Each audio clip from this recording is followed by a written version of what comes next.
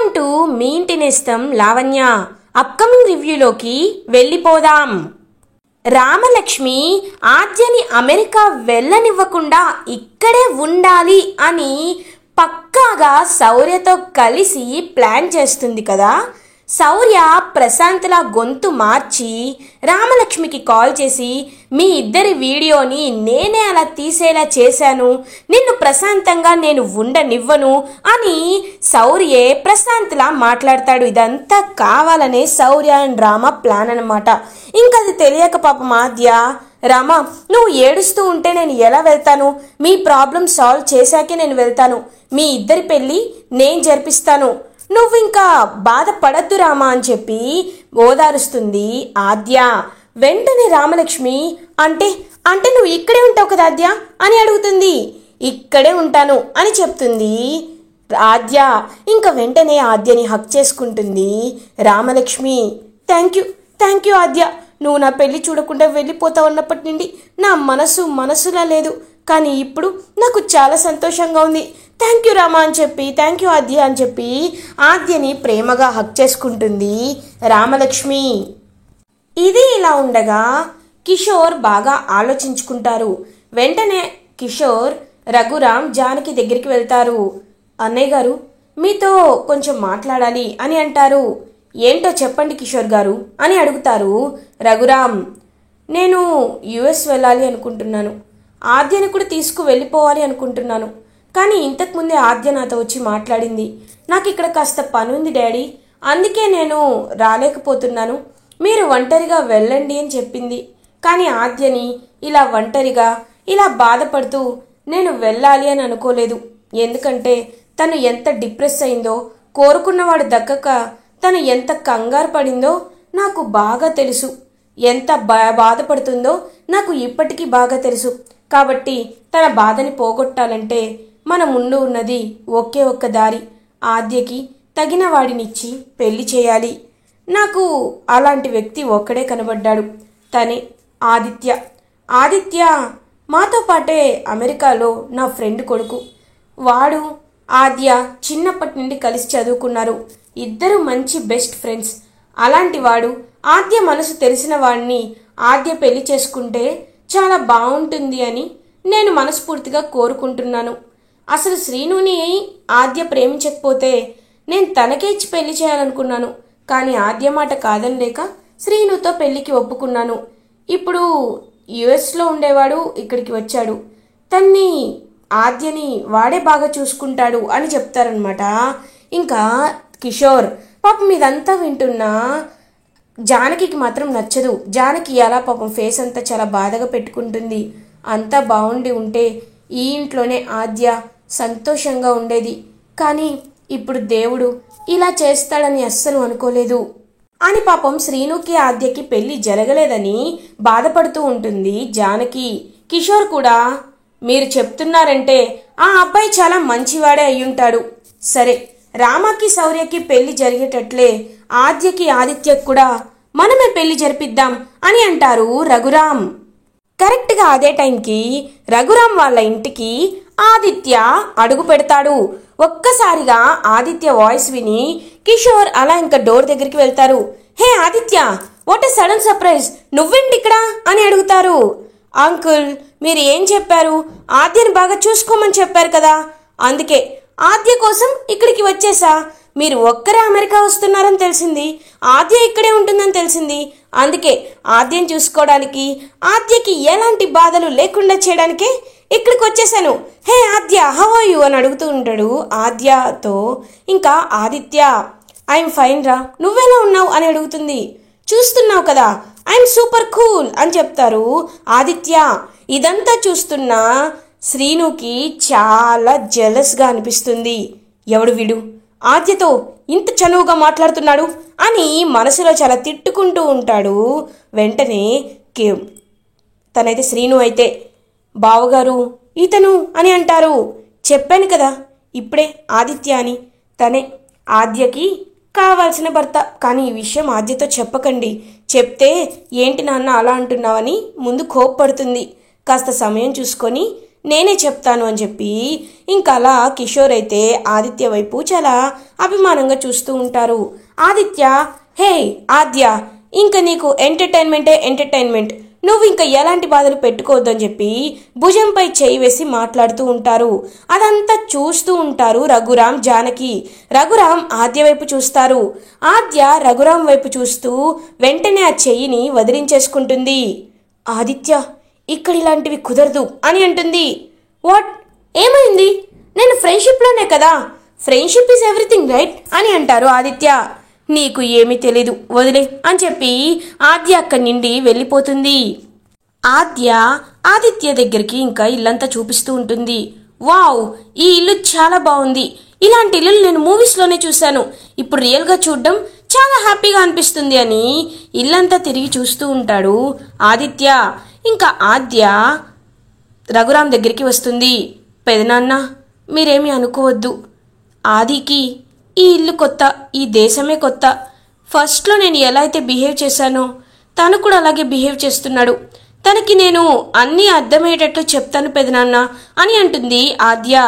లేదమ్మా, నేనేమీ తనపై కోప్పడటం లేదు, నాకు చూస్తుంటే నువ్వే గుర్తుకు వస్తున్నావు. సరే, తను ఎప్పుడు తిన్నాడో ఏంటో, బాబు వెళ్ళి భోజనం చెయ్యి అని చెప్పి అక్కడి నుండి వెళ్ళిపోతారు రఘురామ్. వావ్, ఈ ఇంట్లో అన్ని మర్యాదలు చాలా ఎక్కువ అనుకుంటా, వెంటనే భోజనం చేయమంటున్నారు. ఆంటీ, మీ గురించి ఎప్పుడు ఆద్య చెప్తూనే ఉంటుంది, ఆద్య, సంధ్య ఆంటీ మీ గురించి మాట్లాడుతూనే ఉంటారు, మీరు చాలా మంచివారని చెప్పి జానకితో మాట్లాడుతూ ఉంటాడనమాట ఆదిత్య. కానీ జానకి మాత్రం పాపం తనకు చాలా ఇబ్బందిగా, ఇంకా ఫేస్ అంతా ప్యూర్ స్మైల్ లేకుండా ఫేస్ అంతా ఇంకా ఫేక్గా పెట్టుకొని, సరే బాబు నేను వెళ్ళి భోజనం తీసుకొస్తాను అని చెప్పి ఇంకా జానకి భోజనం వడ్డిస్తూ ఉంటుంది ఆదిత్యకి. వావ్, ఇలాంటి వంట తినాలని ఎప్పటి నుండో అనుకుంటున్నాను, ఇప్పుడు మీ వల్ల సాధ్యమైంది అని చెప్పి ఇంకలా భోజనం చేస్తూ ఉంటాడు ఆదిత్య. ఇదంతా చూస్తున్న శ్రీను చాలా జెలస్గా ఫీల్ అవుతాడు. అసలు వీడేంటి ఆద్యతో అంత చనువుగా మాట్లాడడం ఏంటి, ఎంత ఫ్రెండ్ అయితే మాత్రం అంత చనువుగా మాట్లాడాలా? అయినా కిషోర్ మావయ్య ఇతన్ని ఇంత సడన్గా ఎందుకు రమ్మని చెప్పాడు? ఒకవేళ ఆద్యకి వీడికి పెళ్లి చేయాలనుకుంటున్నారా? ఎలా అయినా వీళ్ళిద్దరికీ ఎక్కువ చనువు లేకుండా చెయ్యాలి, ఆద్య మనసు మారిపోకుండా చూడాలి అని ఇంకా చాలా జెలస్గా ఫీల్ అవుతూ ఉంటాడు శ్రీను. ఇంకా శ్రీను అయితే లంచ్ చేయడం పూర్తయిపోతుంది. ఆద్యని రూమ్కి తీసుకువెళ్తుంది. వావ్, ఈ రూమ్ చాలా బాగుంది, ఆద్య నువ్వు చాలా లక్కీ, నీకు ఇంత ప్రేమ పంచే ఇంత మంచి ఇల్లు ఇచ్చేవాళ్ళు ఇక్కడ ఉన్నారంటే అని ఆదిత్య మాట్లాడుతూ ఉంటాడు. ఆదిత్య, నీకు నేను కొన్ని విషయాలు చెప్పాలి, నువ్వు అమెరికాలో ఉన్నట్టు ఇక్కడ ఉండడం కరెక్ట్ కాదు అని చెప్తుంది ఆద్య. ఓకే వెయిట్, ఇలాంటివి ఎవరైనా వింటే బాగోదు కదా, అన్నీ నేను తెలుసుకుంటాను అని చెప్పి డోర్ వేసేస్తాడనమాట ఇంకా ఆదిత్య. ఇంకా అలా ఆదిత్య మాట్లాడుకుంటూ ఉంటారు. శ్రీను మాత్రం ఏంటి వీళ్ళిద్దరూ డోర్ వేసుకున్నారు, ఏం మాట్లాడుకుంటున్నారు అని ఇంకా అలా డోర్ దగ్గరుండి ఇలా చెవు పెట్టి వింటూ ఉంటాడనమాట శ్రీను. కరెక్ట్గా అదే టైంకి ఆదిత్య డోర్ ఢబాలని తీసేసరికి స్పీడ్గా వచ్చి బెడ్పై పడిపోతాడు శ్రీను. ఒక్కసారిగా ఆదిత్య షాక్ అయిపోతారు. ఏం లేదు, తలుపులు కరెక్ట్గా ఉన్నాయా లేదా అని చెక్ చేస్తున్నా, అంతే, అంతకుమించి ఏం లేదు.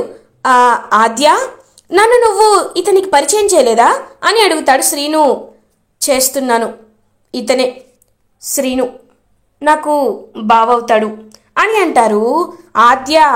ఓ అవునా, అయితే నాకు బ్రదర్ అవుతాడు, హాయ్ బ్రో అని అంటారు ఆదిత్య. బ్రదర్ ఎందుకు అవుతాను?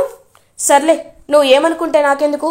చూడు, ఇందాక ఆద్య మీద చెయ్యి వేసి మాట్లాడావు కదా, అలాంటివి ఈ ఇంట్లో కుదరదు. ఈ ఇంటి పేరేంటో తెలుసా? అయోధ్య లంక. మంచి వాళ్ళకి అయోధ్యలా పరిపాలన ఇస్తుంది, చెడ్డ వాళ్ళకి లంకలా తగలబెట్టేస్తుంది. కాబట్టి నువ్వు చాలా జాగ్రత్తగా ఉండాలి, పద్ధతులన్నీ తెలుసుకోవాలంటే నన్ను అడుగు, నేను చెప్తాను, అంతేకాని ఆద్యని ఎక్కువగా ఇబ్బంది పెట్టద్దు అని అంటాడు శ్రీను. వాట్ బ్రో, ఏం మాట్లాడుతున్నావు నువ్వు? ఆద్యని నేను ఇబ్బంది పెట్టడమా? చిన్నప్పటి నుండి ఇద్దరం కలిసే చదువుకున్నాం, కలిసే పెరిగాం, అలాంటిది ఆద్యకి నా గురించి తెలీదా? నాకు ఆద్య గురించి తెలీదా? నువ్వేమీ కంగారు పడద్దు, ఆద్య నాకు అన్నీ నేర్పిస్తుందిలే, నువ్వు వెళ్ళు అని చెప్పి శ్రీనుని పంపించేస్తాడు ఆదిత్య. శ్రీ పాపమ్మ బాధపడుతూ ఉంటుంది. ఆద్య నువ్వు శ్రీను అని చెప్పావు, తనే కదా అని అంటారు. అవును అని అంటుంది ఆద్య. యా కనిపిస్తుంది. అతని కళ్ళల్లో నాపై జలస్ కనబడుతుంది. మనిద్దరం ఎక్కడ దగ్గరగా ఉంటామా అని చాలా చాలా కంగారు పడుతున్నట్లు కనిపిస్తుంది అని ఆలోచిస్తూ ఉంటాడు ఆదిత్య. తను చెప్పింది నిజమే. ఈ ఇంట్లో కొన్ని పద్ధతులు ఏర్పాట్లు ఉంటాయి. వాటిని నువ్వు గౌరవించాలి. పెదనాన్న పెద్దమ్మ పెద్దవాళ్ళు ఎవరు ఉన్నప్పుడైనా నాతో చనువుగా మాట్లాడడం కానీ, నాపై చనువుగా అమెరికాలో ఉన్నట్లు ఉండడం కానీ నువ్వు చేయకూడదు. ఇక్కడ వాళ్ళకి అలాంటివి నచ్చవు. పెద్దవారితో గౌరవిస్తూ మాట్లాడాలి. అవన్నీ నేను నీకు చెప్పాల్సిన అవసరం లేదు కదా అని అంటుంది ఆద్య. ఓకే నాకు అర్థమైంది, నువ్వేమి చెప్పక్కర్లేదులే అని చెప్పి ఇంకా అలా వెళ్ళిపోతుందనమాట ఆదిత్య శ్రీను దగ్గరికి వెళ్తాడు. శ్రీను ఆదిత్య వైపు కోపంగా చూస్తాడు. ఏంటి, ఈ ఇంటికి నువ్వు ఎందుకు వచ్చావు అని అడుగుతారు. చూడు బ్రో, నువ్వు ఎందుకింత బాధపడుతున్నావో నాకు అర్థమైంది. ఎక్కడ నాకు ఆద్యకి పెళ్ళి జరుగుతుందో అని నువ్వు చాలా బాధపడుతున్నావు కదా. కానీ డోంట్ వరీ, నువ్వు ఎలాంటి కంగారు పడద్దు. ఎందుకంటే నేను చెప్పేది వింటే నువ్వు చాలా హ్యాపీగా ఫీల్ అవుతావు. చూడు బ్రో, ఆద్యకి నువ్వంటే ఇష్టం, కానీ నీకు అనుకోకుండా పెళ్ళైపోయింది. ఇవన్నీ నేను ఎప్పటికప్పుడు తెలుసుకుంటూనే ఉన్నాను. కానీ ఒకటి మాత్రం నిజం, ఆద్య నిన్ను ప్రేమిస్తుంది, నిన్ను పెళ్లి చేసుకోవాలనుకుంది. కాబట్టి తనకి నీతో పెళ్లి జరగడమే కరెక్ట్. కాబట్టి నిన్ను ఆద్యని కలపడానికే నేను ఇక్కడికి వచ్చాను అని అంటారు ఆ కొత్త హీరో కొత్త క్యారెక్టర్ ఆదిత్య. ఒక్కసారిగా శ్రీను షాక్ అయిపోతాడు. అంటే నువ్వు అని అంటారు. ఎస్ బ్రో, ఆద్య మనసు నాకు తెలుసు. ఆద్యకి నేనంటే ఇష్టం లేదనుకుని నాకు తెలుసు. ఇన్ఫ్యాక్ట్ ఆద్య నేను ప్రేమించాను, కానీ ఆద్యకి నాపై ఎలాంటి ఫీలింగ్స్ కలగలేదు. ఒకవేళ ఆద్య నన్ను ప్రేమించాలనుకుంటే ఫర్ కాలేజ్ టైంలో కానీ ఏ టైంలో అయినా నన్ను ప్రేమించేది. తను నన్ను ప్రేమించలేదంటే తనకి నాపై ప్రేమ లేనట్టే కదా. అలాంటప్పుడు నేను తన మనసుని తెలుసుకొని కూడా ఇబ్బంది పెట్టడం కరెక్ట్ కాదు. నువ్వు కూడా ఇక్కడ సంతోషంగా లేవనే విషయం నాకు అర్థమవుతుంది. కాబట్టి నిన్ను ఆద్యని ఒక్కటి చేసే బాధ్యత నాది అని చెప్తారు ఆ కొత్త క్యారెక్టర్ ఆదిత్య. శ్రీను వెంటనే ఆదిత్యని హక్ చేసుకుంటాడు. థ్యాంక్ యూ ఆదిత్య, నిన్ను చూడగానే చాలా కోపం వచ్చింది. నువ్వు నా ఆద్యని నాకు ఎక్కడ దూరం చేస్తావేమోనని, నా ఆద్యని నాకు కాకుండా చేస్తావేమోనని చాలా బాధపడ్డాను. కానీ ఇప్పుడు నువ్వు ఇలా మాట్లాడుతుంటే నాకు చాలా సంతోషంగా ఉంది. ఆద్య నన్ను కలపడానికి వచ్చిన నిన్ను నాకు చూస్తుంటేనే చాలా సంతోషంగా ఉంది అని అంటారు శ్రీను. ఏమీ బాధపడదు బ్రో, మనం ప్లాన్స్ వేద్దాం. మీ ఇద్దరిని బాధ్యతగా నేను కలుపుతాను అని చెప్పి ఇంకా అలా శ్రీనుకి మాటిస్తాడు ఆదిత్య. ఇది ఇలా ఉండగా రామలక్ష్మి శౌర్య హైఫై ఇచ్చుకుంటారు. సార్, మన ప్లాన్ వర్కౌట్ అయింది. ఆద్య ఇక్కడే ఉంటానని నాకు మాటిచ్చింది. నాకు చాలా సంతోషంగా ఉంది అని చెప్పి ఇంకా చాలా హ్యాపీగా శౌర్యని హక్ చేసుకుంటుంది రామలక్ష్మి. రామా, నువ్వు అడిగాక నేను నీ కోరిక తీర్చకుండా ఉంటానో చెప్పు, లేకపోతే నేను నీకు మంచి భర్తని ఎలా అవ్వగలను? అందుకే ఆద్యని ఇక్కడ ఉండేలా చేశాను. ఇప్పుడు నువ్వు హ్యాపీ కదా అని అంటారు శౌర్య. చాలా హ్యాపీ అని అంటుంది రామలక్ష్మి. కరెక్ట్గా అదే టైంకి రామలక్ష్మికి ఫోన్ వస్తుంది. ఎవరు రామా అని అడుగుతారు శౌర్య. ఏమో సార్, అన్నౌన్ నంబర్ నుండి కాల్ వస్తుంది, లిఫ్ట్ చేస్తాను అని కాల్ లిఫ్ట్ చేస్తుంది రామలక్ష్మి. హలో రామలక్ష్మి, ఎవరో తెలుసా? గొంతు గుర్తుపట్టావా అని అడుగుతాడు ప్రశాంత్. ఒక్కసారిగా రామలక్ష్మి షాక్ అయిపోతుంది. ప్రశాంత్ అని అంటుంది. పక్కనే ఉన్న శౌర్య కూడా ఒక్కసారిగా షాక్ అయిపోతాడు. ఏంటి రామలక్ష్మి, నేను లేనని నువ్వు సంతోషంగా ఉంటున్నావంట, శౌర్యని పెళ్లి చేసుకోబోతున్నావంట. ఏం లేదు, నీకు కంగ్రాచ్యులేషన్స్ చెప్దామనే కాల్ చేశాను. కాల్లో ఒక్కదాంట్లో చెప్తే బాగోదని ఇంటికి వచ్చి చెప్దామనే డిసైడ్ అయ్యాను. చూడు రామలక్ష్మి, నువ్వు నన్ను జైల్లో పెట్టించి ఎప్పటికీ వీడు బయటికి రాడులే అని అనుకుంటున్నావేమో, కానీ నేను ఖచ్చితంగా బయటికి వస్తాను. బయటికి వచ్చి నీకు చుక్కలు చూపిస్తాను. అదే నేను తీసుకున్న శబదం. నాకు దక్కంది వేరే వాళ్ళకి దక్కేలా నేను చేయను. నీ చావు కోసం ఎదురు చూస్తూ ఉండు అని అంటాడు ప్రశాంత్. ఒక్కసారిగా రామలక్ష్మి షాక్ అయిపోతుంది. వెంటనే శౌర్య ఫోన్ లాక్కొని, రేయ్ ఏంట్రా, ఏంటి నువ్వు మాట్లాడేది అని అంటాడు. ఓ తమరు కూడా పక్కనే ఉన్నారా, అయితే నువ్వు కూడా విను. మీ ఇద్దరిని పైకి పంపించేంత వరకు ఈ ప్రశాంత్ నిద్రపోడు, గుర్తుపెట్టుకోండి అని కాల్ కట్ చేస్తాడు ప్రశాంత్. సార్ ఏంటి సార్ వాడు అలా మాట్లాడుతున్నాడు, నాకేదో భయంగా ఉంది అని అంటుంది రామలక్ష్మి. రామా, నేను నీ పక్కనున్నంత వరకు నీపై చీమ కూడా ఈగ కూడా వాళ్ళనివ్వను, గుర్తుపెట్టుకో. నువ్వేమీ భయపడాల్సిన అవసరం లేదు. ఇలాంటి వాళ్ళు జీవితంలో వస్తూ పోతూ ఉంటారు, కానీ వాళ్ళేమీ చేయలేరు. మన బంధమే మనకి శాశ్వతం అని చెప్పి ఇంకా రామలక్ష్మికి ధైర్యం చెప్తారు శౌర్య. ఇది ఇలా ఉండగా రఘురామ్ని తీసుకొస్తేనే ఇద్దరిని బయటికి తీసుకొస్తామని పోలీస్ అంటారు కదా. సో ఇంకా ఏమీ చెయ్యలేక, దిక్కు ముక్కు ఏమీ లేక ఇంకా అలా పద్మావతి అయితే రఘురామ్ దగ్గరికి వస్తుంది. ఏమ్మా చెల్లెమ్మ, ఎక్కడికి వెళ్ళావు అని అడుగుతారు. అన్నయ్య, నువ్వు నాకు ఒక మాట ఇస్తావా అని అడుగుతుంది పద్మావతి. ఏంటమ్మా మాట అని అంటారు. ముందు మాట ఇవ్వన్నయ్యా, తర్వాత చెప్తాను అని అంటుంది పద్మావతి. సరే మాటిస్తున్నాను, ఏంటి అని అంటారు. అన్నయ్య, నువ్వు ఒకసారి నాతో పాటు రావాలన్నయ్యా అని రఘురామ్ని తీసుకువెళ్తుందనమాట పోలీస్ స్టేషన్కి పద్మావతి. ఏంటమ్మా ఇక్కడికి తీసుకువచ్చావేంటి అని అడుగుతారు. అన్నయ్య అని పద్మావతి ఇంకా అలా కాళ్ళపై పడుతుంది, రఘురామ్ కాళ్ళపై. ఏంటి, ఏమైంది పద్మావతి అని అడుగుతారు. చెప్తాను అన్నయ్య, కానీ నా భర్త ప్రమాదంలో ఉన్నాడు, తన్ని జైల్లో పెట్టించారు. నువ్వే ఎలా అయినా నా భర్తని విడిపించాలన్నయ్యా, నాకు భిక్ష పెట్టన్నయ్యా అని చెప్పి కాళ్ళపై పడుతుంది పద్మావతి. ఎందుకు బావగారిని పోలీస్ స్టేషన్లో పెట్టారు అని అడుగుతారు. అదంతా నీకు తర్వాత చెప్తానన్నయ్యా, ప్లీజ్ అన్నయ్య అని చెప్పి ఇంకా అలా లోపలికి తీసుకువెళ్తుంది పద్మావతి. రఘురామ్ని చూసి ఇంకా ఎస్ఐ వెంటనే ఈయనే రఘురామ్ అని చెప్పి ఇంకా కరెక్ట్గా చూసుకుంటారనమాట. మా వాళ్ళని ఎందుకు పోలీస్ స్టేషన్లో పెట్టారు అని అడుగుతాడు రఘురామ్. మీ బావ ఒక అమ్మాయిని ఇంక తన జీవితాన్ని నాశనం చేయాలనుకున్నాడు, అందుకే తన్ని పోలీస్ స్టేషన్లో పెట్టాం. ఇక్కడే ఇంకొకడు ఉన్నాడు, వాడు మీ గెటప్ వేసుకొని వచ్చి తన్ని బయటకు తీసుకువెళ్ళాలనుకున్నాడు, అందుకే వాడిని కూడా జైల్లో పెట్టామని చెప్పి నిజాన్ని చెప్తారు ఆ ఎస్ఐ.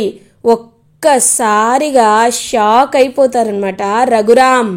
కానీ వెంటనే తమాయించుకొని, ఇంకెప్పుడు ఇలాంటి పొరపాటు జరగకుండా నేను చూసుకుంటాను. నా బావ చాలా మంచివారు, తనకి ఎప్పుడూ అలాంటి బుద్ధి లేదు. కానీ ఇప్పుడు ఎందుకు ఇలా జరిగిందో నాకు అర్థం కావటం లేదు. మా బావ తరపు నేను క్షమాపణ చెప్తున్నాను, మా బావని వదిలేయండి అని అడుగుతారు పాపం. ఇంకా అలా వెంటనే రఘురామ్, మీరు చెప్తున్నారు కాబట్టి వదిలేస్తున్నాను సార్, కానీ ఇంకెప్పుడు ఇలా జరగకుండా ఉండాలని మేము కోరుకుంటున్నామని చెప్పి ఇంకా వెంటనే విడుదల చేస్తారనమాట వెంకట్రావుని. బావగారు నన్ను కూడా అని చెప్పి చలపతిరావు అరుస్తూ ఉంటాడు. ఇంకా వెంటనే చలపతిరావును కూడా రిలీజ్ చేసేస్తారనమాట. ఇంకా వెంటనే వెంకట్రావు, చలపతిరావు, పద్మావతి వీళ్ళందరూ బయటికి వస్తారు. రఘురామ్ అయితే ఇంకా అలా కోపంగా వెంకట్రావు వైపు చూస్తూ ఉంటారు. బావా నువ్వు నన్ను అలా చూడద్దు బావా, నిజంగా నేనేం చేయలేదు బావా, అంతా వీళ్ళు చేసిందే బావా అని చెప్పి ఇంకా జరిగిన నిజమంతా చెప్పేస్తారు వెంకట్రావు. చారు వాళ్ళ నాన్నే కావాలని ఇరికించాడు అని చెప్పి ఒక్కసారిగా నిజం తెలుసుకొని షాక్ అయిపోతారనమాట రఘురామ్, పద్మావతి టెన్షన్ పడుతూ ఉంటుంది. రఘురామ్ షాక్ అయి కోపంతో రగిలిపోతూ ఉంటారు. ఇలా ఎపిసోడ్ ఎండ్ అవుతుంది. ఫర్దర్ ఎపిసోడ్ రివ్యూస్ ముందుగా మీకు కావాలి అనుకుంటే మా ఛానల్ని సబ్స్క్రైబ్ చేసుకోండి.